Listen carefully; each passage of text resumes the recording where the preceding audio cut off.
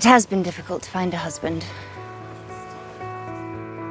It has been more difficult still to find a friend. I do not understand this new friendship. You've never been one for silly romances. Perhaps my tastes have changed. And can you imagine all the spare time there would be if we did not always have to think about marriage?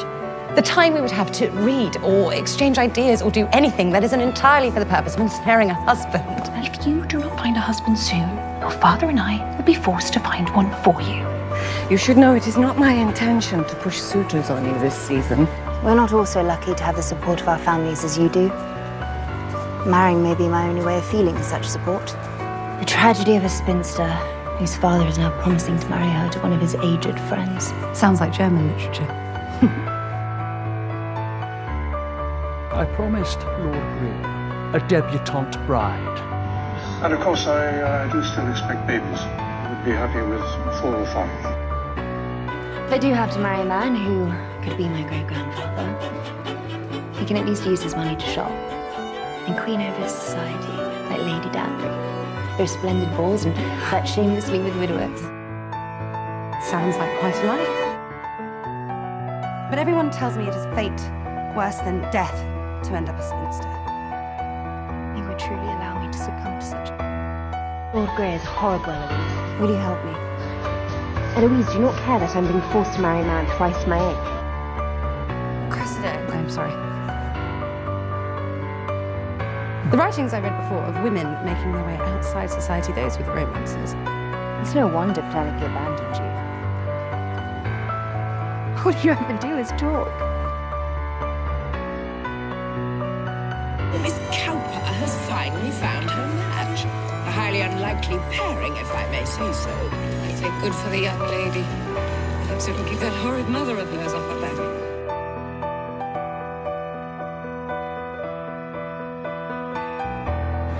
I cannot do this tonight. I am sorry, Mama. I fear I must disappoint you yet again. You are unlike many people, Eloise. How is it you have the courage to be so different? It is not courage. I simply cannot understand why others do not see things the way I do. How do you see things exactly? Well, since you have asked.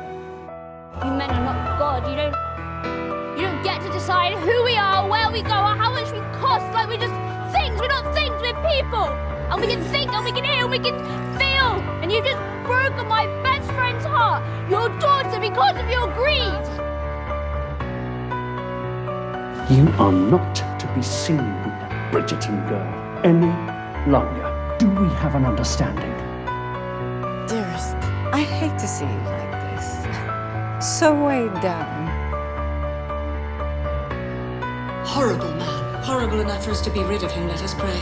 And you will believe a group of women over a man's word. Perhaps no one. But they will if Lady Whistledown does. So we shall do what women do.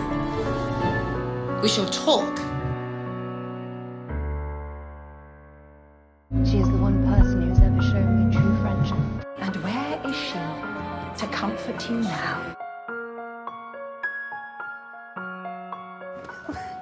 Eloise, you'll be all right. How? Because I'm going to publish again. Do you remember my first issue, what I wrote? The column began because I felt powerless in my own home. I was forced to debut a year early and I had no say in anything. Writing was the only way I felt I could have a voice. And I should have been using the column to give a voice to the other voiceless. I have done plenty of damage with my pen. Please, let me use it now to do some good. Dearest gentle readers, Miss Cressida Cowper, for better or worse, which is why this author is surprised, drawing the attention. The question remains, I show my hand in exchange for yours.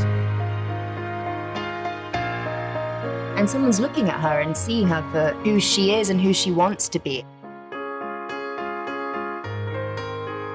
I think it's really great that we get to see this like really vulnerable, very soft and like warm side of Cressida, and it makes so much sense. And I think Eloise likes her frankness. I think she likes the sort of sometimes oblivious confidence that Cressida does have. Eloise, there you are. I've been looking everywhere for you. And I for you? Is everything all right? Is this what you wanted to happen?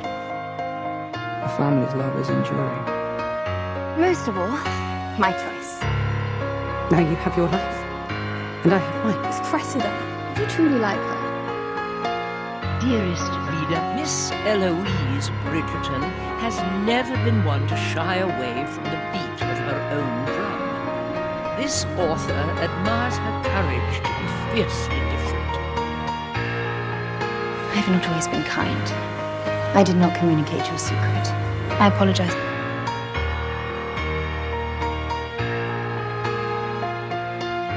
The world is not exactly welcoming to an unmarried woman. There seems to be no place in society for us except at the edge of things.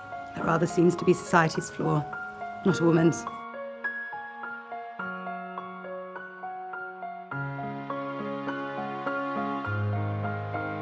We used to say we would be spinsters together. Let us think only of ourselves. We are far more interesting. I'm inclined to agree with you. You deserve the feeling that I had the moment your father placed that ring on my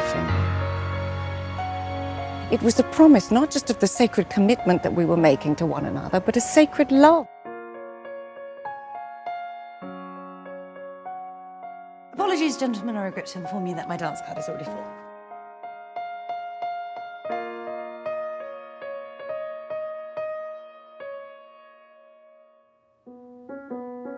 Eloise, there you are.